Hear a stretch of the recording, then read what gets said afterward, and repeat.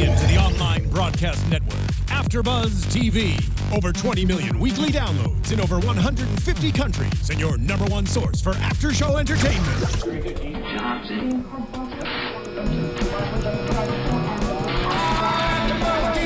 AFTERBUZZ TV, the destination for TV superfans. Producing aftershows for over 300 of your favorite TV shows, interviewing celebrities and showrunners, and bringing you behind-the-scenes exclusives. All thanks to E! Entertainment's Maria Menounos, producer Kevin Undergaro, and internet leader Akamai. Now, let the buzz begin! Hello, everybody.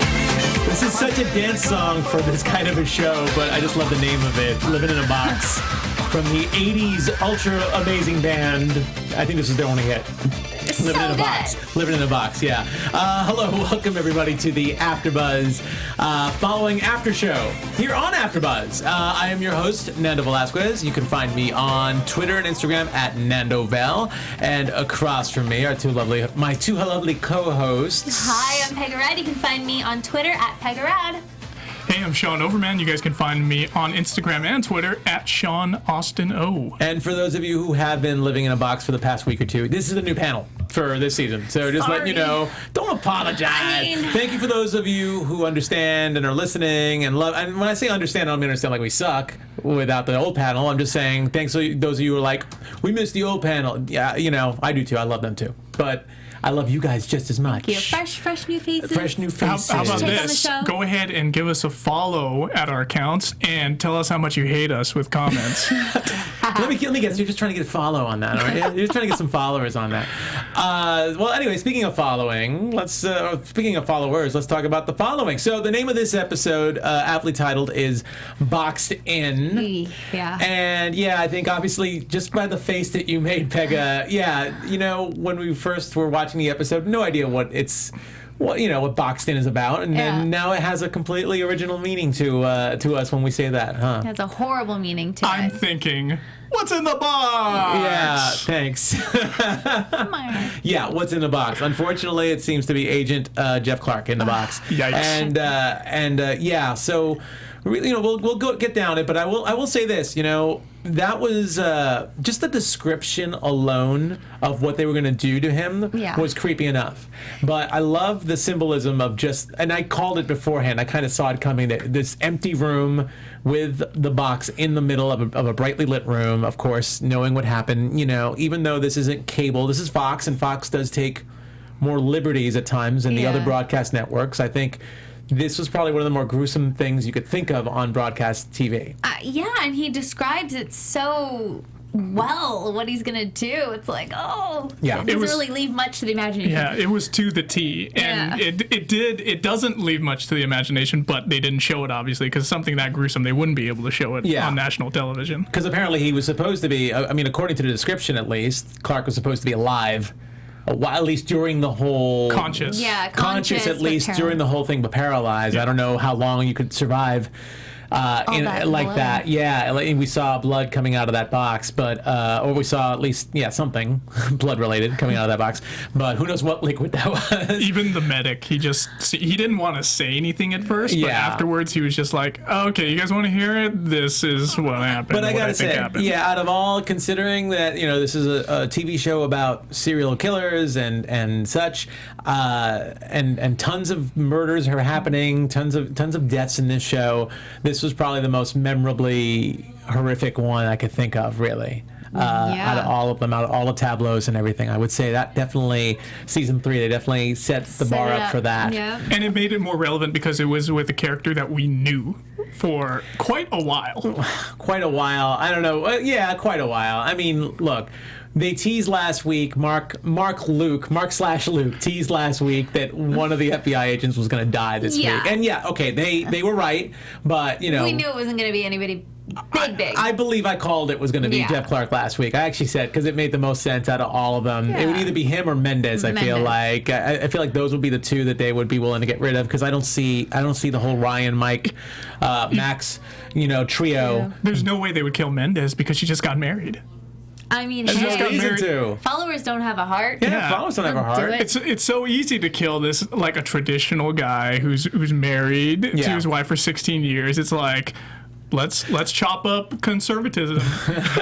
Well, I think for the purpose of what the role that Mendes seems to be playing as a result of this episode, I think she's there for a reason. At least as far as the writers are concerned, I think she's there for a reason right now. So there's no reason to kill her off just yet. She needs to keep suspecting Ryan, Max, and Winston about, hey, what are you guys doing? What are you guys holding back? Yeah. So before we begin, let me just also say we're on live right now on AfterBuzz TV. For those of you listening on iTunes, thank you for listening on iTunes. I hope you've subscribed to us and you're rating and commenting on us. But we are live now on AfterBuzzTV.com, and you can also join in the live chat over on AfterBuzz TV or on YouTube, where we have our live event going on. So feel free to chime in, and if we can get around to it, we might do a shout out or two. Anyway, let's talk about this. Let's talk about this episode. So let's start off at the beginning. We see Mark in his James Lipton disguise from inside the actor's studio with his little beard, or there's that one Will Ferrell character. I think the one that plays the keyboard. He's got like an Amish look. Oh yeah. Yeah. So Mark's kind of got that going on. Driving Andrew's truck into a place in Brooklyn, we meet Spider. Creepy guy. And Mark's clearly scared. He needs to get rid of the vehicle because Andrew got caught. I don't know if he's scared exactly, but he definitely seems like, well, you know, I joked last week about Andrew staying behind to finish a catering job. You know how much this pays? You know how much this pays an hour? I don't Way better than the serial killer. Yeah. So we joked a little bit about what the hell was he doing. So I got the feeling at least that Andrew was on a timetable and he knew Mark was on a timetable and he knew that Andrew got caught, so he was just trying to hide the truck. You even said it, I think, Shawn, last week, that Andrew got caught so that they could find the last tableau, because he said, what time is it? Yeah. I thought this was still part of Mark's plan. I feel like maybe that may have been like bad writing in a way, or maybe, I don't know, maybe they just had to do this. They had to throw the truck in there because they had to get them to Spider's garage and then reveal like there's this more menacing guy, Neil. I don't know if it's bad. I wouldn't call it. I wouldn't go so quick to say that. Why would they? Okay, so why would they? I'm just going to make this one point, and then we can go on to the next thing. Yeah. So why would they have him purposefully be the messenger? And then later on, like, Mark's not prepared for it because he got caught.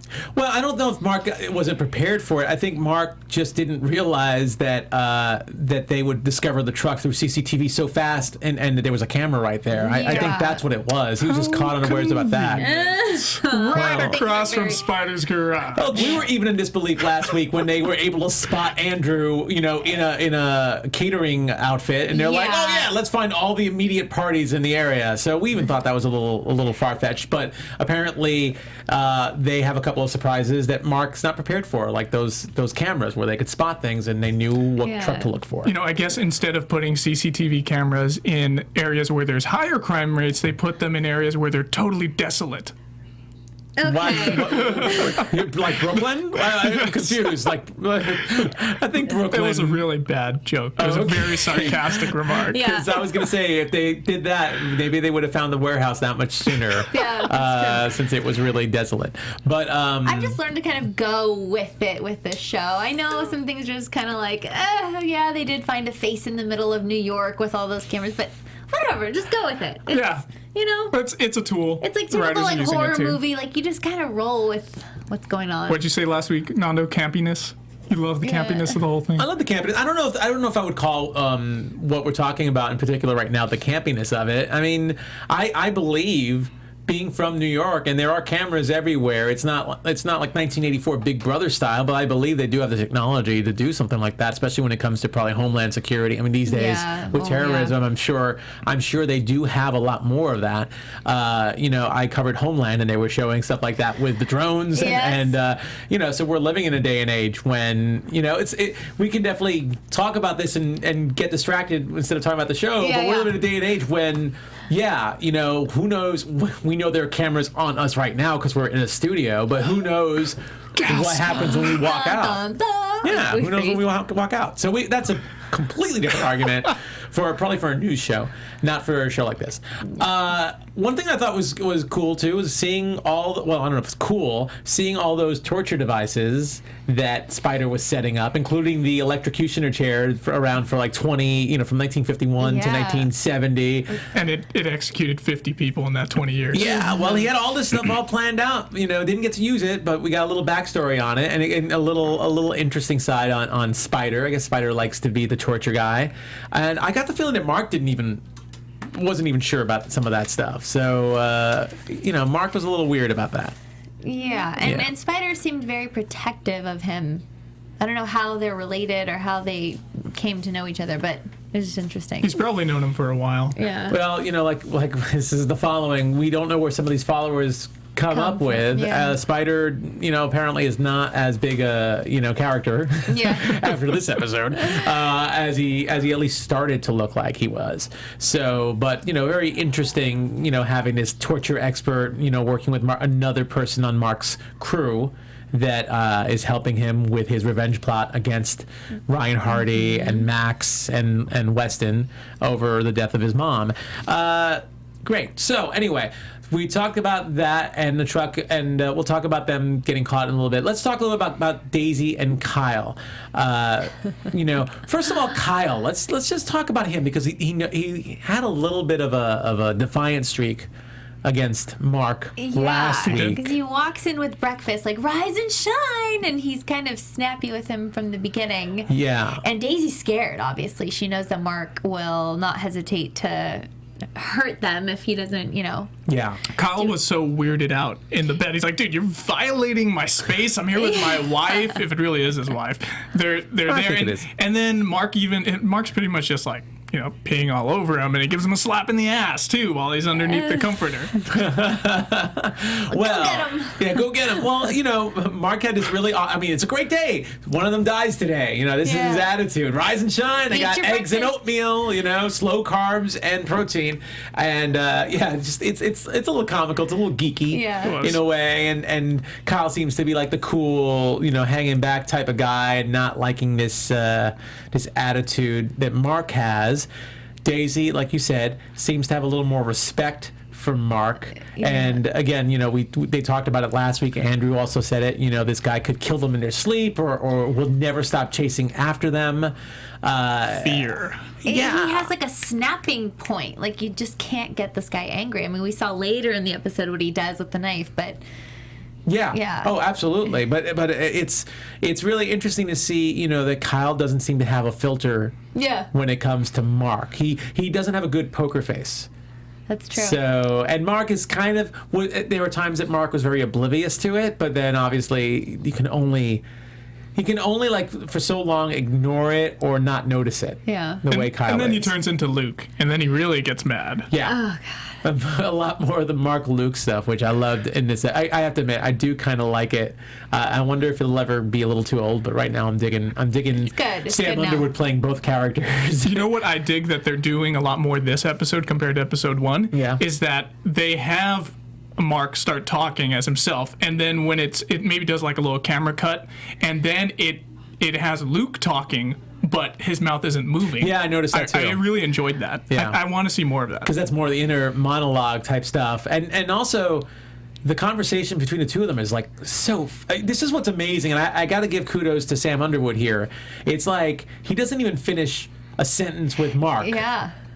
And he switches, doesn't even take a breath or anything. It's like he goes from one character to the next. And it's really, really fast. I like it a lot. Yeah. Luke totally interrupts Mark all the time. Yeah. Exactly, and that's the way it is. Like, stop. I don't know. When he says something like that, like...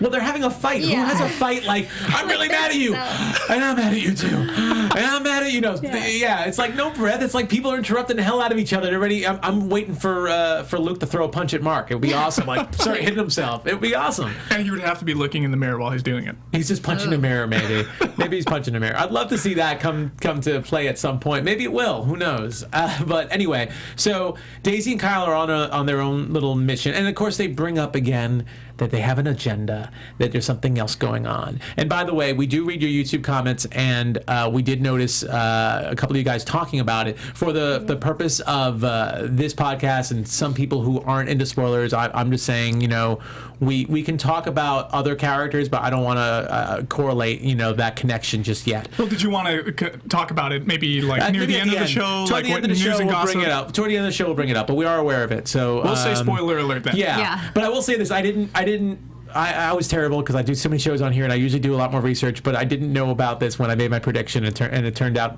by reading those comments, I'm like, oh, I guess I was right about another party. But anyway,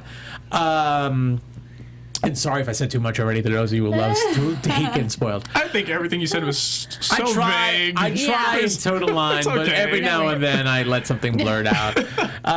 Anyway, so apparently Kyle and Daisy have an agenda. They have something else going on. Who knows what it is? But they go out shopping for Anna. Yeah, and she's like picking cantaloupes, poor girl, and he creeps up behind her like, what kind of melon is that? She's like, get out of here, loser. And I thought it was, I thought it was just going to be a pickup game, but there's never a scene like that where there's not really something behind it. So they were really stalking her. We got to see from the photos that they were taking at Spider's place that they were stalking her for weeks. Yeah, and it's funny because they made a game out of it because I guess Mark was trying to pick her up. And, I'm sorry, Kyle was trying to pick her up. And then when she just walked away, he gave money to Daisy. Yeah, that's funny. So I thought that was a cute little moment, too. That's how they keep the marriage fresh. Oh. That's one of the tricks they do to keep the marriage fresh. Just like the cantaloupes. Creepy. But anyway, so it turns out that was not just a random chance meeting in a supermarket. That was part of the plan. And it wasn't some random woman for a tableau. It ended up being Clark's wifey. Jeff Clark's wife. Yes. Dum, dum, dum. Yeah, absolutely. So this was part of their plan on how to get one of the FBI members. So they were totally tracking on Jeff Clark's wife, Anna, and nice little setup when she walks into her place, and there's like wine flowing and lingerie laid out and music playing and. I'm not going to fit into that, honey. Yeah. What are you doing in there, bad boy? Yeah. I have expected whoever the guy was, the husband, because I didn't know who it was at the time, to be in the bathtub dead. Yeah, that was scary. It's always, the curtain rod pull that we see in horror films. Like, you expect something to be there, like a scare. I thought that, I agree with you. But it was the perfect, having the shower on was the perfect way to get Anna to right where they wanted her, because all they had to do after that was creep up behind her. Yeah. So it's a really good point. They did that, I remember, at the end of last season with Joe and Ryan by having Claire screaming in the basement. And then they ran in there, and next thing you know, they threw the tear gas and knocked him unconscious and set that up for the dinner. They're good at that. So it's a good little ploy to get people exactly in the room you want them and then just trap them like they did with Anna. So, yeah, and they had her call Jeff. At the time, we didn't necessarily know this was about Jeff. But, we finally... We never saw his wife before. Am I right? Well, we never saw... No. Well, maybe at the wedding. I'd have to look again. But even if we did, she didn't have a line. Yeah. But I would think that the writers would be smart enough to have her in the background at the wedding, just in case, like for those astute people who are paying attention. Yeah, I think it's always cool when they can do that. So, anyway... I'm glad she lived instead of dying as well. It would have been way too harsh on the couple. Well, yeah. Well, let's switch gears for a second and talk before we get into the plot. Let's talk a little bit about Jeff, because Jeff has been a minor character in this task force. We saw him in a couple of episodes, the last half of season 2, and he was just kind of backing up Mendez really from a lot of this stuff, and we got to see flashbacks with him. The flashbacks in this episode were in relation to his relationship with Ryan. So we got to finally see, and that was probably a clue to me, at least, that he was the one that was probably going to be in danger. Yeah, because for this episode, they focused so much on how close he was to Ryan. First, they were like out at lunch or whatever it was when his heart started, his chest started getting tight. Then back at the hospital again.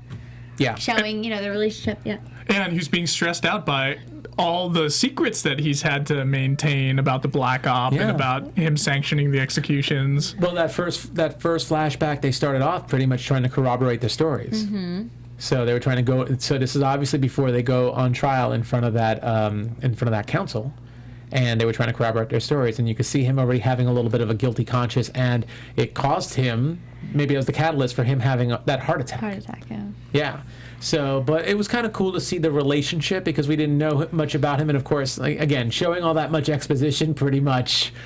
Sorry, it's just like, it's like first half of the show, showing that much exposition, kind of like, I think he's a goner. He's done. He's done for this episode. But anyway, so of course we didn't realize. I mean, we were commenting last week on the fact that he looks Latino. I mean, he is the actor. I don't have the actor's name in front of me. I mentioned it last week. But it's a very, very Anglo name, but he looks very Latino, and he's got an Asian wife. So I mean, I like that. They're really cool. They're a really cool couple. It's New York, So people, you have all sorts of people in New York, and they all mix and match and everything. So it's all good. But it was just a nice swerve too, because I think seeing Anna makes you think, oh, her husband might be Asian too. Or white dude. Or white dude. Not even or white dude, because those are the only guys attracted to Asian girls. I'm kidding. Before anyone says anything. That was a joke to Shawn. Anyway.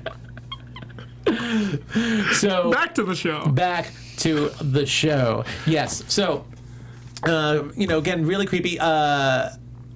Jeff walking in. We see him pleading for his wife's life. Yeah. And as you mentioned, they don't negotiate. They were going to kill her anyway. I thought that was really creepy. Seeing Daisy. It was creepy and kind of sexy at the same time. You thought that was sexy? Not that she's killing her, but just that Daisy is giving her a kiss. Wish I can stay by, because suffocation's such a turn on. A kiss on the bag, like what? Big lipstick. Yeah. That was kind of like Joker from. That was kind of like Joker from from Batman. It's like with that. She's like Harley Quinn. Maybe a little bit. Ooh. Sorry, she's cute. There were comments on YouTube saying, "I agree. Yeah, she's hot and crazy." It's okay. I think Joe Carroll is like the hottest guy in the world. There you go. So you have your type. Yeah, you have your own crazy serial killer type. Ryan Hardy. You're allowed. You're allowed. So while that's going on, we start learning more about Andrew. Let's talk a little bit about that, and we learn at least that he disappeared exactly a year ago. He had a family, he had a wife, he had kids. He walked out on them. It was a 10-year marriage, I believe they 16. said. 16? No, that was Jeff's scene. That was Jeff's scene. But it was a marriage. It was just creepy how when Ryan and Mike were interrogating him in the room, and he starts with his emotions again, and then he's like, oh my God. They were just camouflage. Like, he snaps out of it, and you're like, whoa. Yeah. Creepster. Well, even before he started crying, I'm like, he's going to start crying. It's just weird when I can call out too many damn things in the show. You called out a lot in this episode. I called out way too much in this episode when we were watching it. And it was Pegah saw it before us. I saw it before, so I knew. So I was like, damn it, he's right. The only thing I didn't call was, we'll get to that one. Yeah. But anyway, so it was, a little freaky, a little weird. Andrew playing those emotions from crying to, okay, they were just a cover. I didn't care. They weren't my real family. And that's how dedicated he is to his cause, whatever that is. But this guy, so this guy got a call from Mark, and then leaves his family and disappears for a whole year, never to be seen again. He had kids. And his wife and his kids just thought he disappeared, and that's it. They reported him missing, and probably we've been grieving for him. But it's like, how does he go missing for so long? Yeah. I mean, he's doing catering events. Like, somebody must see him. He's not only Wouldn't that be awkward? If honey, you've been gone for months. He's catering a party, and but oh man, hey, we miss you on the bowling team. Where you been? He's not hanging around in the same circles. I know. But no, I think it's more fishy that he was using his truck and no one found his truck with him in it. Yeah, and he's a missing person. And they found his truck so fast once the FBI task force was like, you know what, we need to know this now. And then they find his truck. That I would admit that's a little bit of a WTF thing. Yeah, exactly. I mean, I doubt he's really driving around shopping for groceries during the year. He's probably in some don't forget he's housing Mark. Yeah. So they're probably someplace more desolate, not like in Brooklyn where there's cameras all over the place. Sure. But still, you would think that there would be a little bit more of a search for a missing person. A missing person's probably low on the priority list compared to a manhunt. That's true. True too. With top 10 fugitives. True, too. Absolutely. But again, through all this information and finding out at least about the wife and the pickup truck and doing a search on his DMV records, they end up, this is the one, little crink in Mark's plan. Mm-hmm. They end up seeing Mark pulling the car into that garage in Brooklyn, and they storm the castle. No. They storm the castle. Mark gets away through some sewer pipe. Spider has that moment with Mike, and then Ryan shoots him down. Of course. Yeah. And I didn't write it on the outline, but we guess we should bring it. It's a very small moment, but Tom and Mike earlier doing that little conversation. Mike's like, we're cool, but you can tell we're not. And then Tom has to be the one that picks up Mike's gun after he drops it. And what does he say? Try not to lose it. Try to hold on to it next time or something. I couldn't believe we had to rewind it. Did he just say what we think he said? Was that really Tom? And it's like, rubbed it in his face. He did not. Oh no.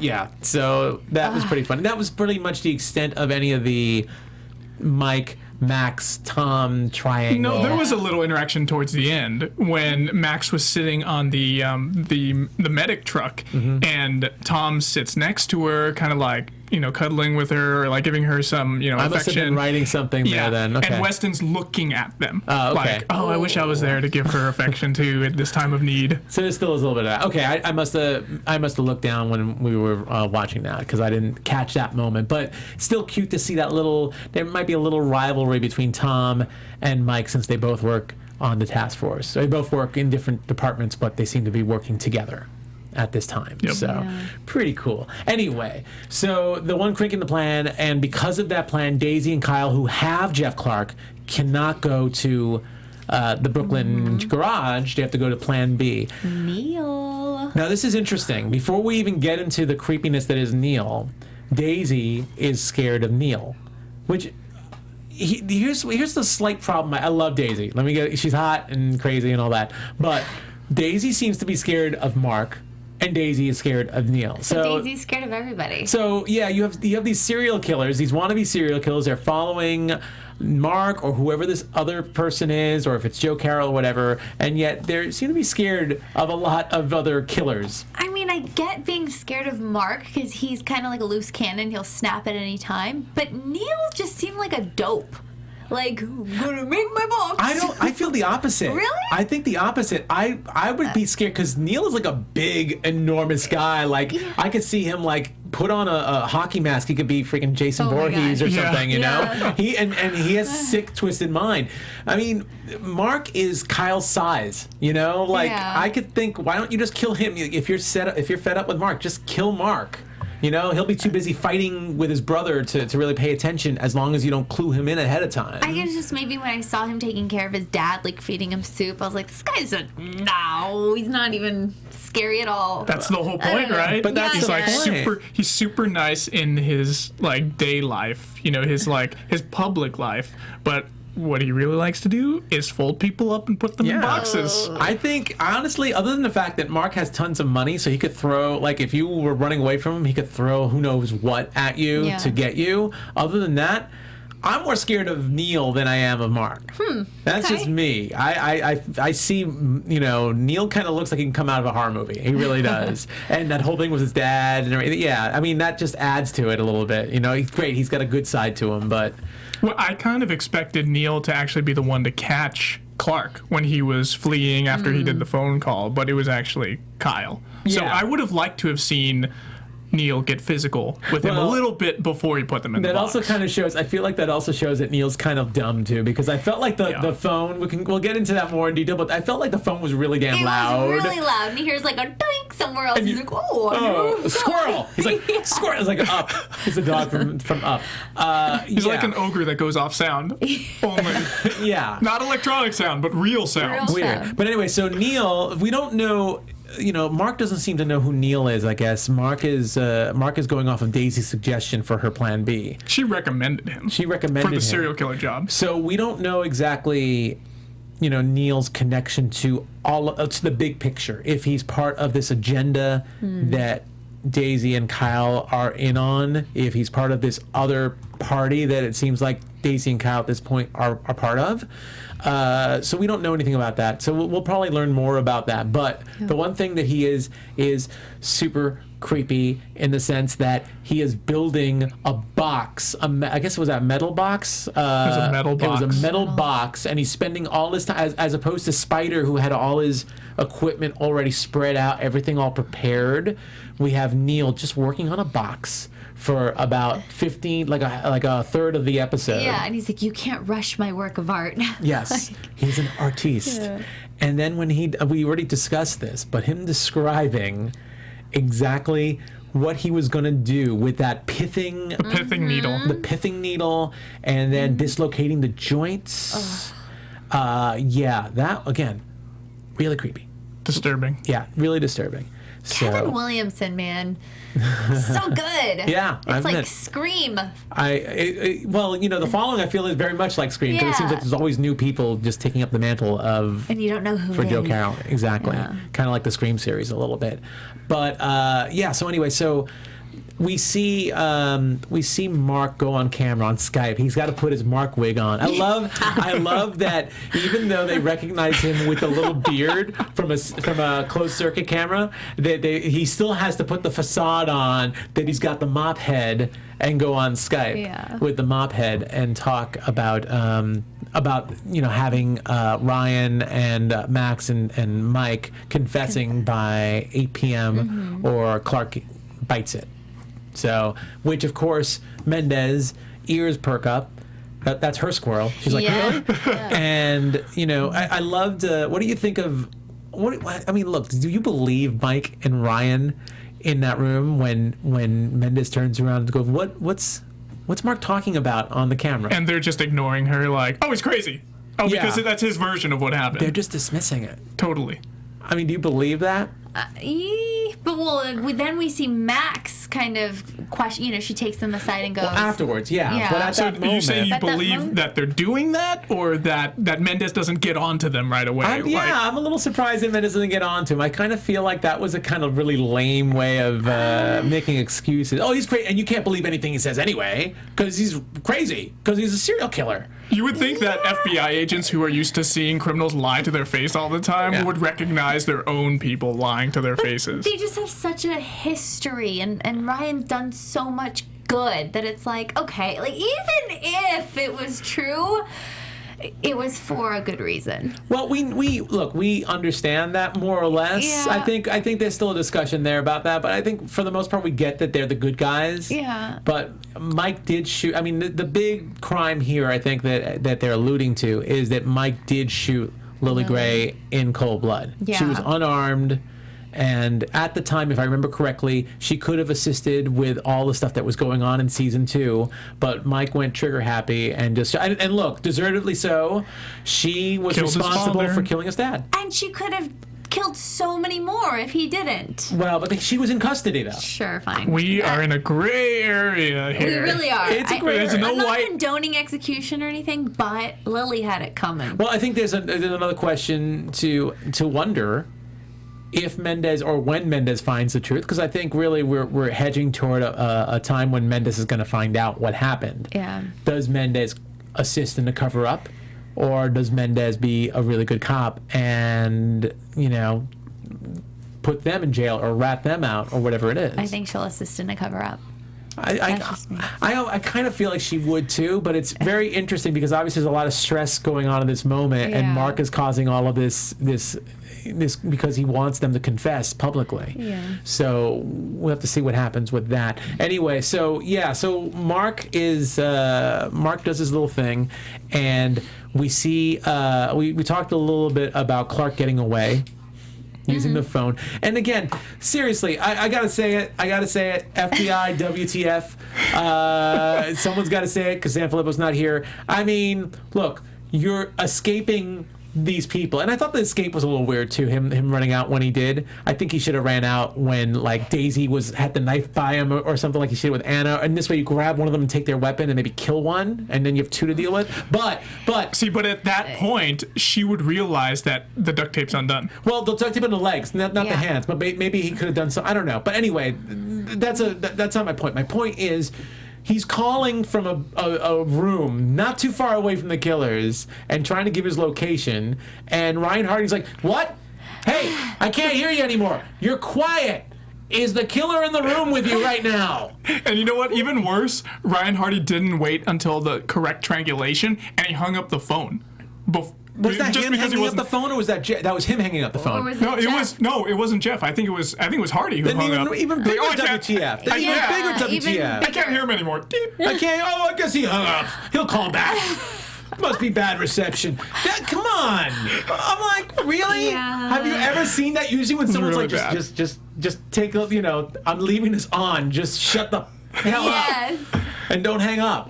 He couldn't find the volume button in his panic. The only thing that made the only thing that made it worse, the FBI WTF, was probably Neil WTF. That he's like, oh, I guess it was a random call or something. Yeah. That was the one moment I'm like, okay, come on, really? I mean, the whole time right now, a thought just came into my mind where I'm thinking that Jeff, he must have got gentleman C's at the FBI Academy. There's no way he did that hot. I don't know. At Quantico. I don't know. I just thought that. Look, okay, we can suspend disbelief. Maybe, maybe that's procedure, or maybe the phone was too loud. I don't know. But I just, for what we're seeing, I thought it was a little ridiculous. Anyway, you don't expect that from noobs, not like seasoned FBI agents. Yeah, he spent too much time behind the desk. Yeah. Well, anyway, let's move on. Let's talk about, now this is the one part I was wrong about. So we start learning a little bit more about Andrew's backstory and the fact that he and Joe shared a class at Lightfoot Academy. And they're, the FBI guys are looking at Ryan and they say, you got to go see him. And Ryan's like, I'm not going to go see him. And you got to go see him. And here I am thinking, here we are thinking it's Joe. Do you understand? Even when I watched it earlier, I was screaming at my TV. Like, this is it. I get to see Joe again. And they make it look like, just like what you said, the pilot episode in the correctional facility. Mm-hmm. It looked just like where he was just like the pilot where Joe escaped from. Yes. Mm-hmm. I'm like, this looks familiar. Oh my gosh, we're going to see him. And then they did a really cool, like you see, just a portion of his shoulder. And then you walk in and you just see his hands. And then boom. I still thought it was Strauss. Joe. I'm like, oh my God, he aged so much. For a second. His hair. I was so determined that it was Joe, I actually thought he aged like 10 years in prison. No. I really, for a second, and then I'm like, oh my God, it is Strauss. And it makes sense that it was, because we were even saying before they said you have to go see him, it's like that was probably Strauss's class. Yeah. So it only made sense. Yeah, it was Strauss's class. Andrew and Joe were both in it, and that's how he was able to influence them, make connections with Strauss them. played by Greg Henry, who is amazing, and of course a great little scene with him and Ryan where he doesn't give Ryan really any information. But of course, the big question is, who is, even though we're learning more about Andrew, who is Andrew exactly, and what's his connection with Joe? Is he one of Joe's followers? Yeah, and he said for him to do what he's doing, he has to have a lot of fear. So whatever that is. Yeah, I don't get that right now. So someone's threatening him in some way to make him do these things. Sure. Maybe. Yeah. And I don't, last week I thought that Kyle and Daisy had their own agenda separate from Andrew, but it makes me wonder too if Kyle and Daisy if eventually this has something to do with Joe, if Andrew isn't in on it too. It makes me wonder. So I don't know. It's a little confusing at this point with that, but at least we know there's a connection to Joe. And if we weren't sure last week, I really feel, especially with the little mind fuck that they gave us with Ryan going to prison to see somebody, I think it's pretty much, we're pretty sure that Joe Carroll will be coming back soon, but the writers are just going to have a lot of fun playing, messing with us as to when. But personally, I'm kind of glad. I was even saying before we saw him, I'm like, oh, it's too early to bring Joe on. I don't want to see Joe yet unless there's a good reason to, and I think it's kind of good to tease it a little bit. I was ready. Yeah, I know you want him. Ready. I know you want him. Anyway, so look, the gang finds, we got to start wrapping this up soon, so let me just get to one or two other really big points. So the gang gets to Reading, Pennsylvania. They track the phone as best as they can. They figure out where he is. The timeline ends, so the only way for Clark to really have a shot at staying alive is to confess. Otherwise, he gets to be in that box. So he does this public confession. So now Mendez does know, actually. Mm-hmm. Mendez does kind of know at least what Clark has said. Mm-hmm. So, what, again, I guess we really asked already, what does Mendez do? I guess we'll save that for predictions. Yeah. But it's out in the open. The gang finds that one horrific scene, that box, and we see that Jeff's gone, and Ryan punches out a side view mirror and ends up crying in the shower. Ends up crying in the shower with Gwen. And let's talk about that flashback. Yes. The last flashback we see, which, again, we were already talking, and we don't trust this girl. The last flashback we see shows Emma meeting Ryan. No. Gwen. Gwen. Why did I say Emma? I'm thinking of Emma. I love Emma. Shows Gwen meeting Ryan for the first time on Clark's in the hospital room with Clark. When Clark had his little his heart attack that he was having. Which actually just leads to say, I mean, is Emma a part of this? I really feel like after seeing that, I feel Gwen, stop it. You got Emma on the brain, Nando. Why did I write Emma? Oh, okay, I wrote Emma there. Oh my God, he wrote Emma. I love Emma. You are so in love. I am thinking about Emma. I'm sorry, people. Unreal. I'm sorry, people. I know it's Gwen. Focus. I know it's Gwen. I'm focusing. It's Gwen. Anyway, is Gwen in on this? Because I feel like she would know Clark from that meeting on and falling in love with Ryan or whatever it is. I would think that she would have a relationship with Clark and his wife. Yeah.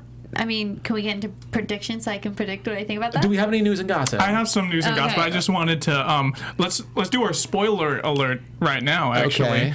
So we had spoiler alert. Spoiler alert. Okay, there we go. Yeah, so we had the following _on_Fox, which is it's not the official side, but it's this guy on Instagram who's actually been, or this I'm not sure who it is, but one of our fans on Instagram, and he tweeted at me or Instagrammed me, whatever you say.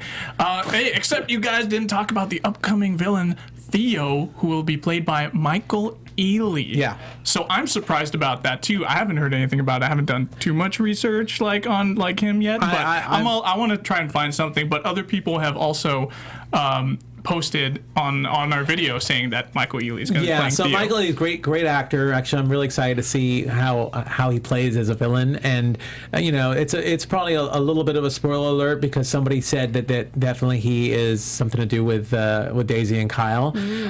So there's a little bit of that there. But at the same time, we still don't know too much. We don't know what kind of character this guy's going to be. He's going to be like a Lily Gray, who's going to be a rival to a Joe Carroll, or Mark or whatever, or how he's going to play. So I think it's still going to be really interesting. I got a couple of more comments. Lady09 Giggles. I like that a show about murdering people can't be taken seriously. It is the light-hearted murder mystery. It's more like a comic book. Oh, okay. And we do have a good time watching this show, absolutely. Right? We also had, let's see. We had Miss Lost Nikita. She said, regarding the crying Andrew, I had the impression that Ryan said as much as he is unable to express feelings and that he trained himself how to cry. Well, yeah, you wrote a lot here, Miss Lost Nikita. Let's jump to the end of your thing.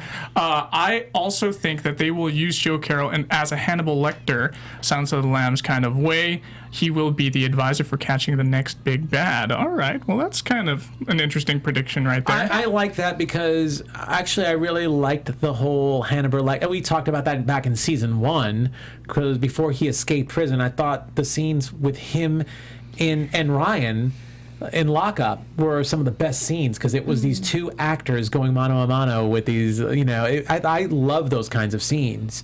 And I think actually when Joe escaped, even though it was a great twist, part of me was sad because I really liked having those I miss those moments scenes with those two together like that. So I kind of do hope maybe we see him more in that role in season 3. What do you think, Pegah? I know you were going to say something. No, I'm good. Oh, okay. Are we going to jump into predictions now? All right, let's do some predictions then. And now, your AFTERBUZZ TV predictions. Okay, awesome. So, we definitely saw. I don't know. There's a lot that went on. I'm going to do a warning because there are some people who don't like to see scenes from next week's episodes. I'm just going to do a little. I didn't really see anything of note that's worth probably bringing up in predictions. So I'm just going to say that right now. So for those of you who don't want to hear it, I don't think you have to be worried about anything we say here. It was just a big blur. It was a big blur. It's just a lot of stuff going on. People getting pissed off, whatever on both Pulling sides. people's hair. Yeah, all sorts of crazy stuff. So anyway, so what do you guys think? I know you had an idea or two, Pegah. Well, I think Gwen is dirty. I think that she... Dirty Gwen. She knows how close Ryan and Jeff were from working in the hospital. Yeah. And because of that, she started getting close to Ryan because she's a follower and she's eventually going to kill him or something. I don't know. I don't trust her. Well, that's you're a really saying good she's one. eventually going to kill Ryan. Or something. I mean... So Ryan's dead. That's what you're saying in if the prediction. she's working for Joe. Okay. I feel No, like because Joe doesn't even want Ryan dead.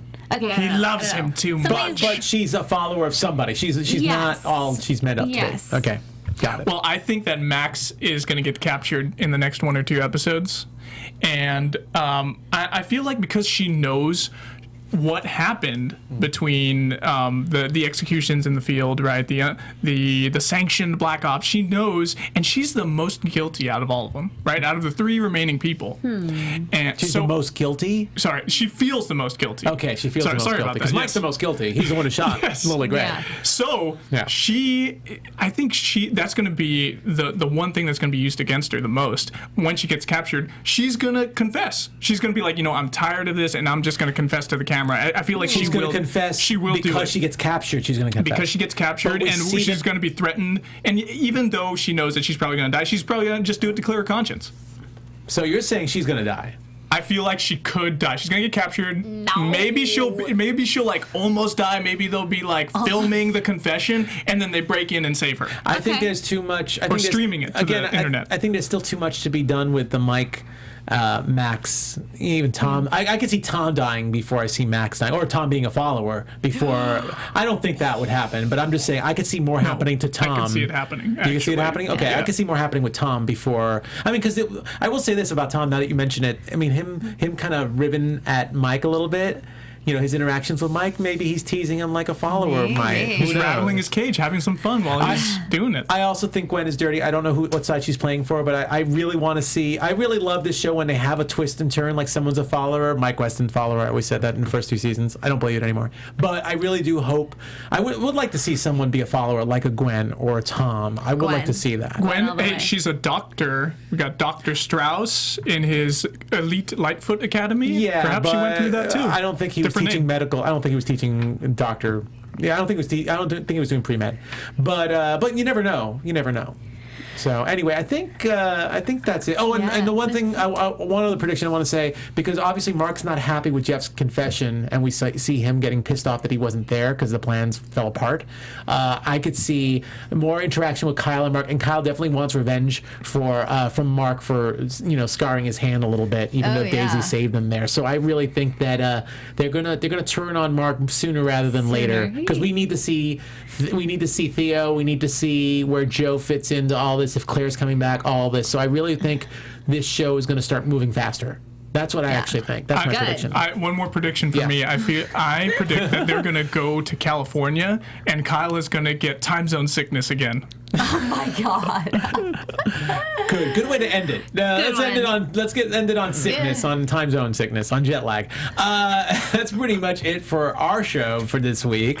Where can we find you guys on social media during the week when we need to reach you? You can find me on Instagram and Twitter at Pegah Rad. I am also hosting the Better Call Saul and House of Cards after show, as well as Forever. You are so lucky. I love Better Call Saul. Better Call Saul is really good. Great show. Yeah. You can find me on my Twitter account and Instagram account at Shawn Austino. That's SeanAustino. And I'm just here for now, but maybe I'll be doing some other AfterBuzz TV shows. Check out, if you guys love Spartacus, go ahead and check out my old breakdowns of the Spartacus shows. Those are on the AfterBuzz TV YouTube channel. And the reason I say that is because Spartacus just got put back on Netflix, and that's an amazing show. There you go. Okay, that's a good reason. I thought you were going to start talking about all the stuff you used to do. Like, and then being human and all that stuff. I was like, okay, whatever. I mean, nothing personal. You do good stuff. You're coming back again. Thank you. And you can find me on Twitter and Instagram at Nandovel. That's Nandovel. You can also find me here on AfterBuzz for The Walking Dead, The Blacklist, Survivor, Bates Motel, and I'm always forgetting something. Scorpion. I'm probably forgetting Scorpion. And hey, little personal plug for me. I'm running the LA Marathon on Sunday, so follow me. I'll put some stuff up. I'll bring my medal if I make it. Sweet. I'll bring my medal next week, and and feel free to tweet at me and cheer me on if you want, or if you hate me, you can do that too. It'll inspire me to move farther. Anyway, thanks again, and we'll catch you next week. Bye.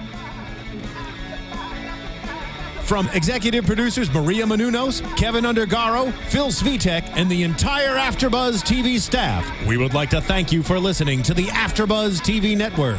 To watch or listen to other after shows and post comments or questions, be sure to visit AfterBuzzTV.com. I'm Sir Richard Wentworth, and this has been a presentation of AfterBuzz TV. Buzz you later. The views expressed herein are those of the hosts only and do not necessarily reflect the views of AfterBuzz TV or its owners or principals.